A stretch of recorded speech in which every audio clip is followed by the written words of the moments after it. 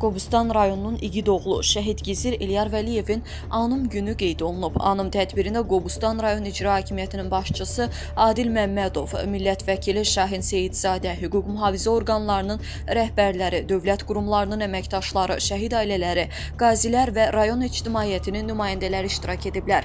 Tədbir iştirakçıları əvvəlcə şəhidin Sədəfli kənd qəbirstanlığındakı məzarını ziyarət edərək önünə gül dəstələri düzüblər. Daha sonra Qobustan şəhərində davam edən tədbirdə Azərbaycan Respublikasının dövlət himni səsləndirilib. Vətən uğrunda canından keçən bütün şəhidlərimizin xatirəsi bir dəqiqəlik sükutla yad olunub. Tədbirdə həmçinin şəhidin həyat və döyüş yoluna həsr olunmuş Qəhrəmanlığın Eliyar Zirvəsi adlı kitabın təqdimatı keçirilib. Eliyar Vəliyev 1991-ci il oktyabrın 17-sində Qobustan rayonunun Sədəfli kəndində anadan olub. Uşaqlıqdan hərbiçi olmağı arzulayan Eliyar orta məktəbi bitirdikdən sonra hərbi xidmətə yollanıb. Daha sonra isə peşəkar hərbiçi kimi xidmətini davam etdirib.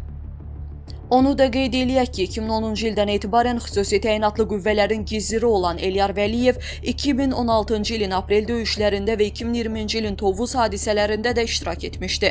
Eliyar Vətən müharibəsinin ilk günlərindən ön cəbhədə döyüşərək Füzuli, Cəbrayıl və Qubadlı uğrunda gedən döyüşlərdə böyük şücaət göstərib.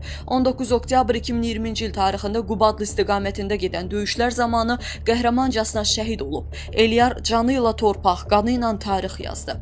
Eliyar Vəliyev bu xalqın, bu vətənin qəhrəman övladıdır. Onun şücaəti və vətənə sevgisi heç vaxt unudulmayacaq. Rafiq Həsənov, Elçin Məlikov, Ülviyə Orucova.